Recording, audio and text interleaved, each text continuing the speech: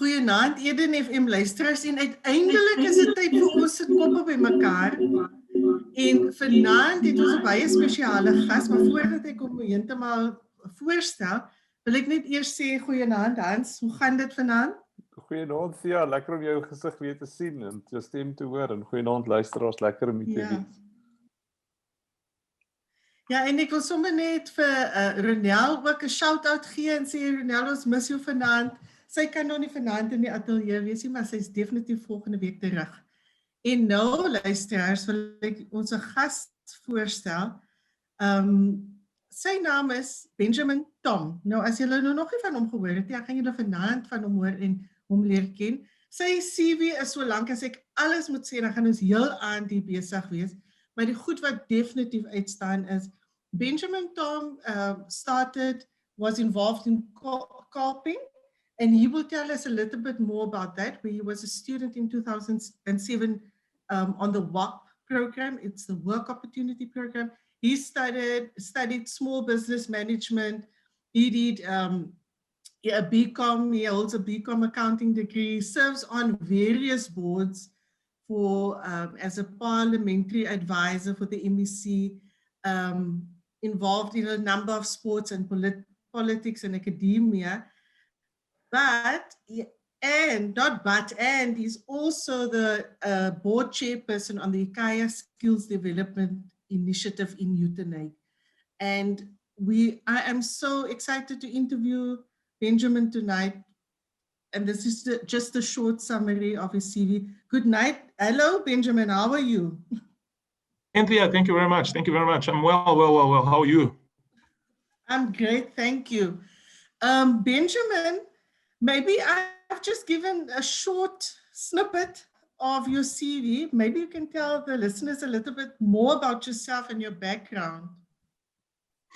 Thank you very much. Thank you very much for the opportunity.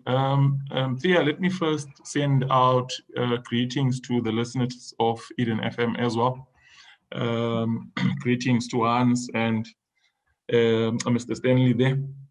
Also, I know out in Oudtshoorn, everybody well, probably not everybody, but I know they're listening at the Kolping House in Duisseldorp. Greetings to them as well. Anthea, where do I start? Okay, let me start here by the beginning. I have gotten involved with Kolping. My involvement started in 2007, and from there, really, it was a springboard that, amongst other things, that I needed, and it was a springboard that, amongst other things, I appreciate up until this day. You know, so when I speak to many people, I say that was really the beginning, that was the launching pad, if I was to use that example. As you have mentioned, I am a young man that has been born and bred in Uitenhage in the Eastern Cape. With my growth, of course, I have had a larger exposure throughout the Eastern Cape. I was speaking to somebody else the other day, and very proudly so, in saying there is not a single town of the Eastern Cape and a single village of the Eastern Cape that I have not been to. So, yeah, wow. It's just the homegrown exposure. For you to understand all elsewhere, you must first learn to understand what's happening at home, you know, so that you give a proper perspective and representation of what happens at home. So that's me in a nutshell. Yeah. Oh wow! Now maybe would you mind telling the listeners what Kolping is, because I'm not sure everybody knows about Kolping and even where it is situated. Oh, okay. Ooh. Yeah. Kolping is a international Catholic-based organization. Though Kolping is an international Catholic-based organization, Kolping does not only seek to serve Catholics, and arguably a majority of percentage that Kolping services is non-Catholic. Okay. Now, Kolping has a footprint in the Western Cape. It has a footprint in the Eastern Cape. It has a footprint, the Western Cape would include the Southern Cape, of course. It has a footprint in Gauteng. It has now a footprint in the Northern Cape. So, so that's the footprint that Kolping has throughout the country. That is, of course, the current work that is being done. Now, Kolping has its head offices in South Africa, in Cape Town, in Durbanville. That's where the head offices of Kolping is situated at. Now, we would, or I would suggest that anybody that wants to get hold of the organization itself, I would direct everyone to the Cape Town office because it's the head office. But apart from the head office, Kolping has a very bold footprint in the Southern Cape, in Duiselsdorp, just outside Oudtshoorn, where Kolping has a training center. Yeah. Kolping has a training center in the Eastern Cape in PE, KwaZakhele. Kolping has a training center in Johannesburg. Kolping has a training center in the Northern Cape. So, but the main training center of them all is the training center that is in Duiselsdorp. That is the main training center. That is the flagship. That is what we all refer to as the flagship. You know, there are also some trainings that is happening in King Williamstown in the Eastern Cape. There are also trainings happening in various parts of Cape Town in the Western Cape. So Kolping is that kind of an organization. Now, having dealt with the location, partly some of the work that Kolping does, in the main, Kolping deals with the personal development of young people. Now, when I talk of personal development of young people, I glow very much because it's a program that I have gone through myself. So it could not have been wrong, you know, it could not have been wrong. Yeah. The holistic development that I'm talking about, it's a development that loosely I would speak of Kolping builds characters.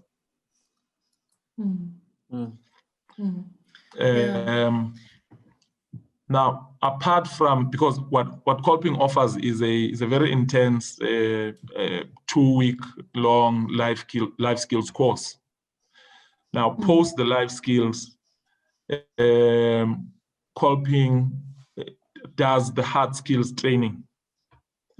For instance, last week Friday, the certification ceremony that we had in Duiselsdorp was a group of 40 young men from across the 4 provinces that I have mentioned.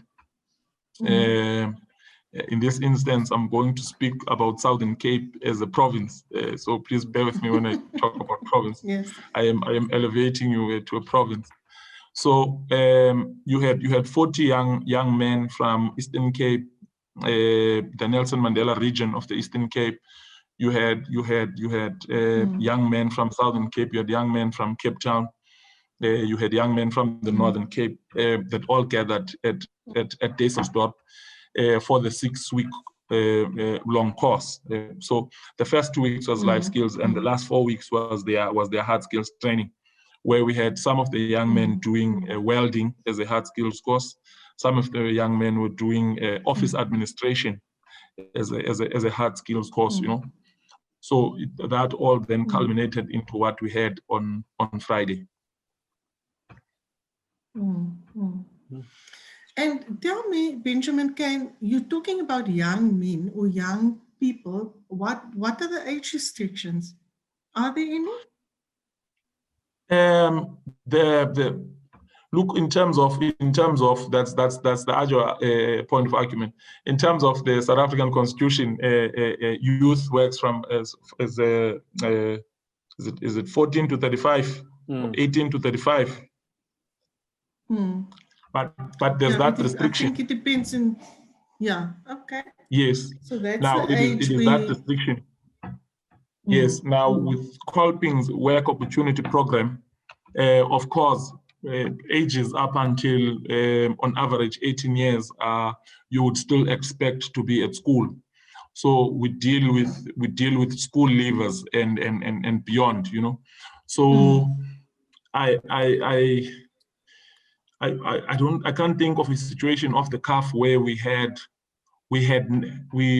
not had beyond 35. But I think also according to the need, because I mean if we get to Oudtshoorn and the only interested candidates are 40 years and they need the program, I mean you then cannot show them away, you know, because that is what they need at that time. So, but I would generally refer to them as young men and young women, you know. So there were young women as well as part of the program. When Agathia, you were there, so you witnessed the proceedings of Friday. Yeah. So it was a group of.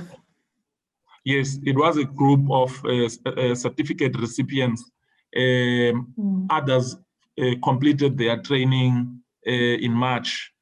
Others could not complete their training because of the lockdown that was implemented.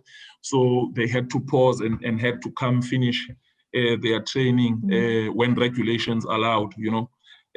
So there was really a mixed group of participants that had attended program in the beginning of the year and now towards the end of the year.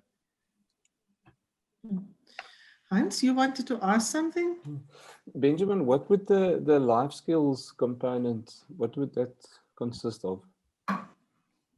Well, the life skills component consists of one,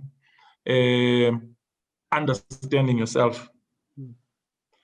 Understanding oneself. The second component of the life skills would deal with conflict management. The third component of the life skills would deal with the practicalities and the realities of the world of work, you know. The second last component of the life skills would deal with your own financial management, and the last component of the life skills would deal with HIV and AIDS awareness. And I know that. Sorry, Hans, you can continue. Sorry, Benjamin. And who does the facilitation? Is it people from Kolping, they're from Dysselsdorp, or do you get people in from outside? How does it work? Okay. The people who does the life skills, for instance, on the last cycle now.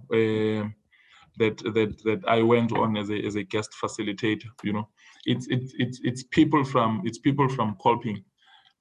For instance, you would have a combined from two of the two main lead facilitators, Auntie Esmeralda and Auntie Jeanette. You have a combined experience of between the other one is about 23 years, the other one is about 26 years. So that's the combined amount of experience that you have with them on the program. And then you have, of course, you have younger ones that started, for instance, myself, I started going back onto the program as a co-facilitator in 2008, you know, 2008 to 2010. And then I did something else. Earlier on this year, when I heard that the residential WAP, the flagship program, is returning, I then requested to go back to the program to give back in a way, you know, because I know what the program means, and I was also very excited that it was a male cycle. So I asked to go back onto as a co-facilitator or as a guest facilitator. So you have many other people. For instance, parallel to the Kolping work opportunity program, Life Skills, that was happening in Duisseldorf, you had the same kind of a program happening in Malmesbury. When we finished with the Life Skills on the 30th or 31st of October, some of the facilitators from Duisseldorf had to come to King Williamstown to come start the same 2-week Life Skills. So it's really internal people, and from the ex-WAP students that has gone through the program, some of them that has the potential is being recruited back onto the program to come back as co-facilitators. And I think the one important thing that I must make mention of is that fortunately is that the facilitators responsible for this training, Mr. van der Veen, they are all qualified facilitators. So it's people really that has earned their stripes over the many years of being part of the program. So thank you, Benjamin. Luisteraars, even if listeners, we are listening to Benjamin Tom. He is a facilitator at Kolping House in Duisseldorf, but it seems all over the place. And they are doing excellent work. When we come back from the break, we are going to talk more about Kolping, about the WAP program, Work Opportunity Program, and about the effect of COVID. So please don't go away. We're going to listen to Real Good Hands by Gregory Porter.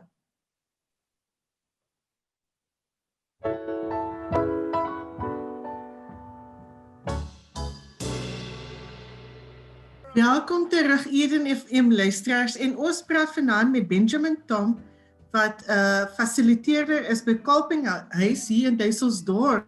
And like you said earlier on, Duisseldorf is one of the flagships of Kolping. I didn't realize Kolping is such a huge initiative and it's all over the country, Benjamin.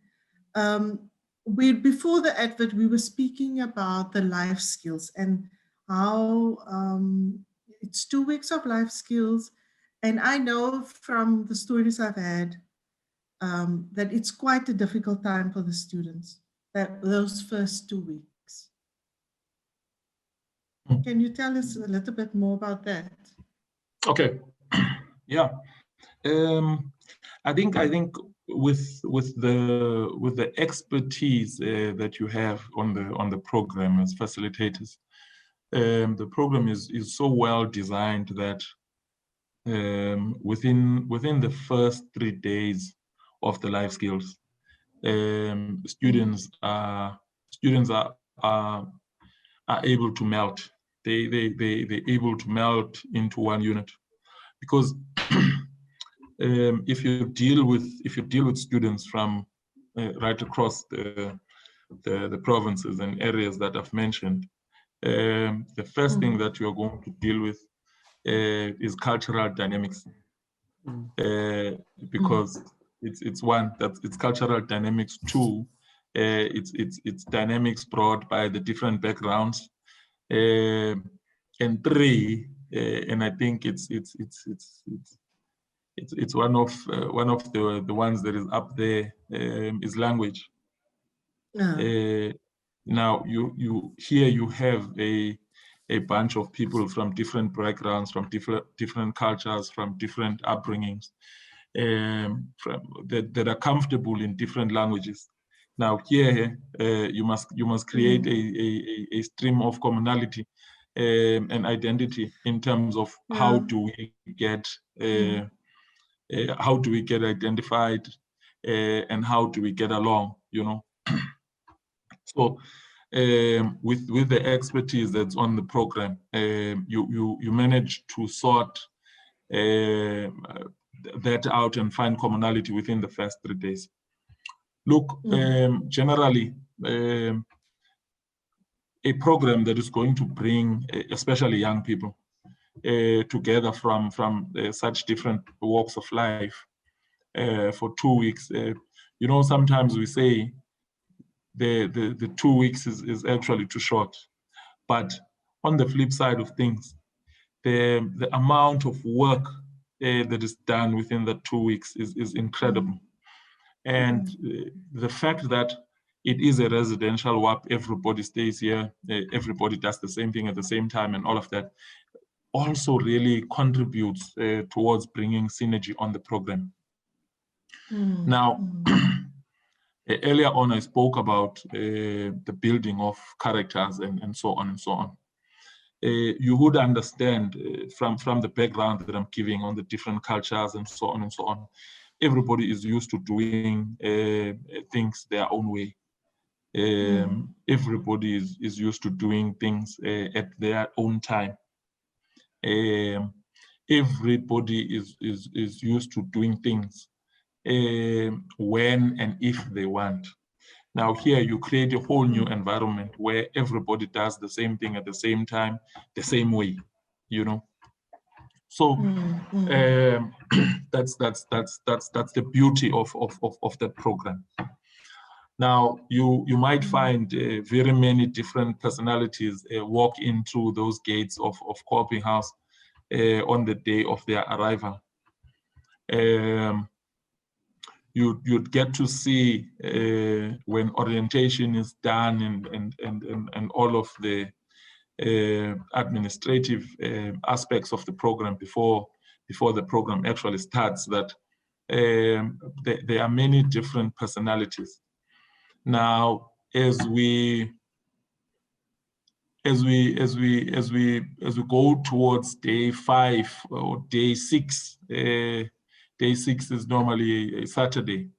The first Friday of the first week, you can already see the massive growth that has taken place within the different individuals. Earlier on, you were making a comment about public speaking, and I'm very excited because you were there. You witnessed some of the testimonies on Friday, you know. So Hans earlier on asked what are the things that they walk away from the program. You know, amongst what is top they walk away from the program is confidence. What they walk away from,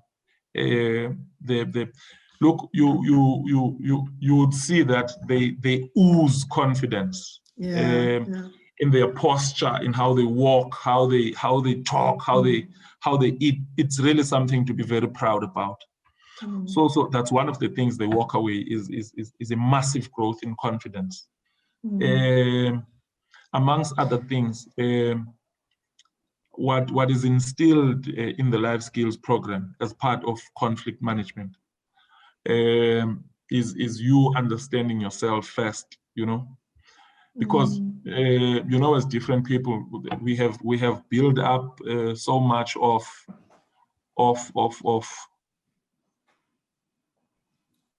a defense mechanism, not because we are not sure, but we have been taught the wrong thing, that survival is for you to use a defense mechanism. Yeah. Benjamin, now, I think that is the one thing that stood out for me, was where you said that you guys actually take the students away from a negative environment to an environment, so they never go home over that 6 weeks, if I'm correct, where they are sort of unconditioned to a new environment and having positive experiences. And that is what was so awesome for me, because I think lots of programs, the students come in and over a weekend, then they go home again and they are exposed to an environment that impacts them negatively. And like you're talking about the survival response, that actually they never learn how to switch that off. Do you agree? Yes, I agree very much.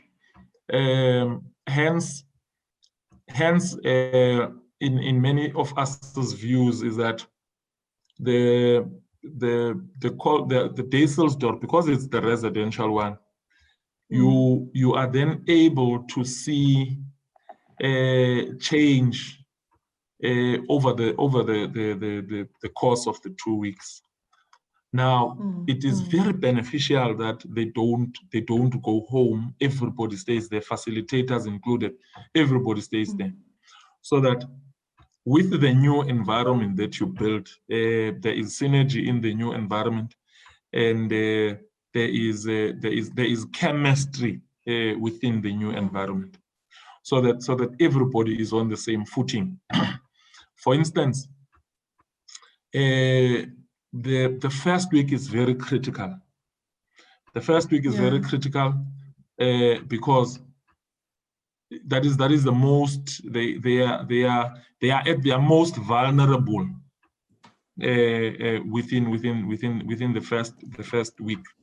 Now, having to adapt to a new environment, having to forcefully speak to these people that you don't even know, having to speak to these people that you don't even know in a language that you don't even master, you know. So it takes quite of an emotional toll on students as well. That's why them being residential is very beneficial to the program. When I listen to you, Benjamin, yes. Sorry, it just, I mean, like I can hear, Thea, you can probably also hear it, is like, it sounds very fulfilling, the impact that you're having on these youths, and yeah, it must be very satisfying to see in such a short time that people's lives are changed. Is that what we're hearing correctly?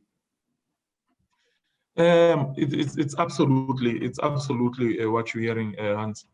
And you know the most satisfying part is that before they go on to the program, there's an interview process. Now you are then able to gauge willingness from the interview process. Now it then becomes a group of young men and women whom are very willing, they themselves first, to walk towards or to work towards a change in their own lives, firstly, because that's where change starts. It starts with the individual first. So it's easier then for facilitators to walk with these young people through this journey, for a lack of a better word, I would say of transformation to an extent. Because the personalities that walks in there, a person that would have been standing there for the first day when they arrived with an attendance register and sanitizer and whatnot, and then leave and then come on a type of day that we had last Friday with the certification ceremony, would be shocked to their toes to realize that this is actually the same people that walked in. You know, so it is very fulfilling. It is very fulfilling, Mr. I am left with a question that just asking, can 6 weeks change your life? And when I listen to you, Benjamin, I think it's possible that in 6 weeks, your life can just absolutely change around. So Eden FM listeners, we are listening to Benjamin Tom. He's a facilitator at Kolping House in Oudtshoorn for the WAP program. And they have these two men, and Jason in the studio have really put me in the corner tonight with the next song. So I am rather going to ask Benjamin to introduce, because it's his list, to introduce the next song, please. No, the next song that you're going to listen to is Liza Lisidinga Lakho by Bulelani Koyo. Thank you, Benjamin. I'll see you guys after the song.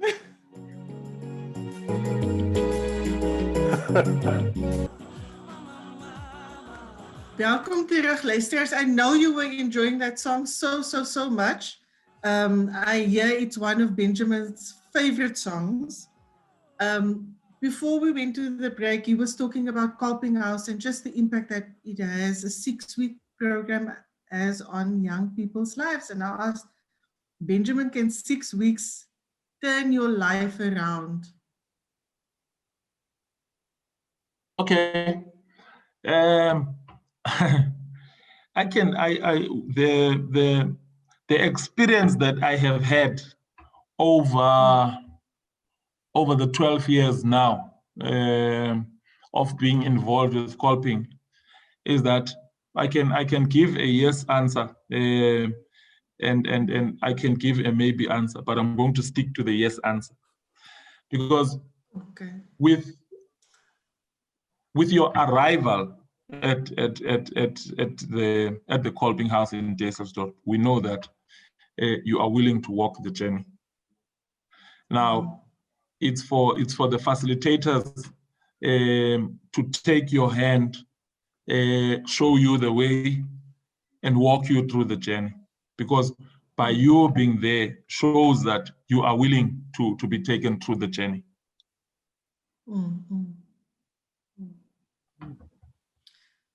Once in the advert break, we were talking about the youth a little. Do you want to? And you had an interesting question. Yeah, listening to Benjamin earlier on, he referred to saying that he's been to every village in the Eastern Cape. You know, and I think you're in a unique position, Benjamin, to share with the listeners and with us. You know, what is it that you think? What is it that you notice that the youth need to flourish, to become that better versions of themselves, to grow into who they can really be? What is it that you? How will you answer that question? It's a very biased sounding question, probably because I'm a young person, so I am asked about youth more. But Hans, I think as young people, we need guidance. As young people, we need to an extent the tough love. But most importantly, as young people, we need to be understood. For an example, a lot has changed over the past 10, 15 years. So our perspective, our views, how we see things, how we understand things might not be the same as the generation of 10 or 15 years ago. Because the demands now, generally in society and all sectors, are demands that we must be understood in context of current demands. So what young people need to be guided, young people need to be understood, and young people need to be given platform. Now, I normally say there's this perception, or the only other thing that scales above all other things is young people whom are involved in politics. That's the only space predominantly where we would hear the young person thing, that no, young people must be recognized, young people must be allowed, young people must take up space, and there are much more other sectors in society where that kind of a push must be replicated. Now, I'm saying it's a push. I'm saying it under what I said, that young people needs to be guided, young people needs to be understood. Now, it can't be because we come from different backgrounds. We have been brought up differently, and all of those things that we understand. Now, it's not all the time that everything would be given to us as young people. That's the other thing that we must get out of. That's the comfort zone that I was referring to earlier on when we had a break. That we must be a generation as young people that works outside the comfort zone, because society's demands. Yes. I like what you are saying, because I think at one point there was a perception that everything had to be handed to you on a silver platter, and young people often forget that you need to work, you need to take the first step to improve yourself. There are people willing to help you, but you need to take that first step. Yeah, it's important, you know, it's important.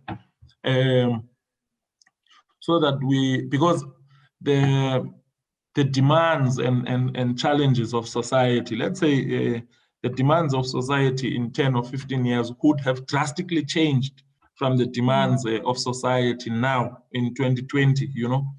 So we must be a young people that wants to be exposed, that seeks exposure, that works outside the comfort zone, so that when that time comes and you are called upon, it's something that you are ready about. It's not that we want everything to be handed to us on a silver platter.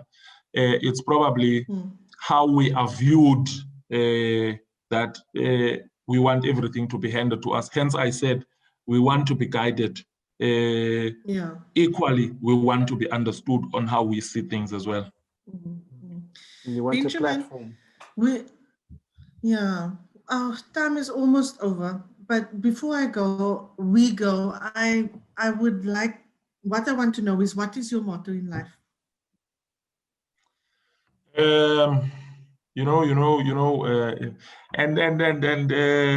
In hindsight, well, fortunately, my motto is a motto that that I've learned from primary school. You know, it was in Afrikaans. So as I grew, I kept to the principle. But I had to adapt with flexibility and all other things with growing up, you know. The motto that we had at school was "Mek hoog and mek vast." Does it sound familiar, Hans? And vat vast, isn't it maybe "Mek hoog and vat vast," something like that? Yeah, but along those lines. But the point is that as a young person, your background does not determine your destiny. That's one thing that I've grown up with.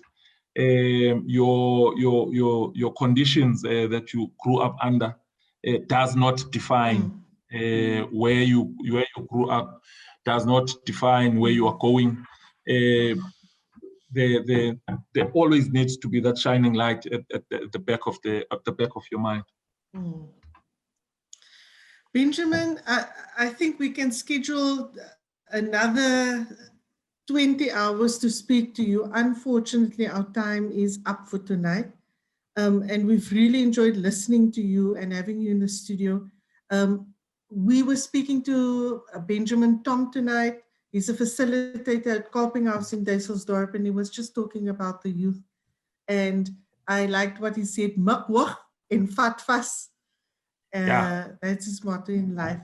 Benjamin, any one last sentence before we go?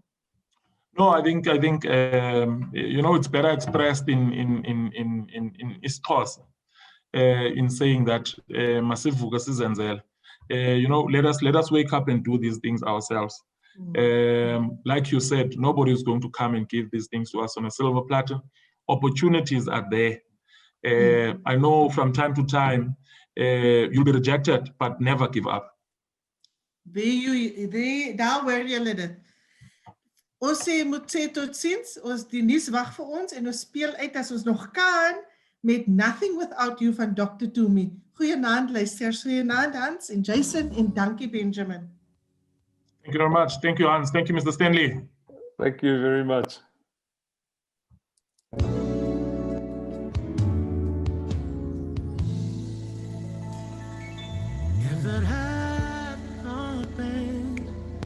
for the Lord.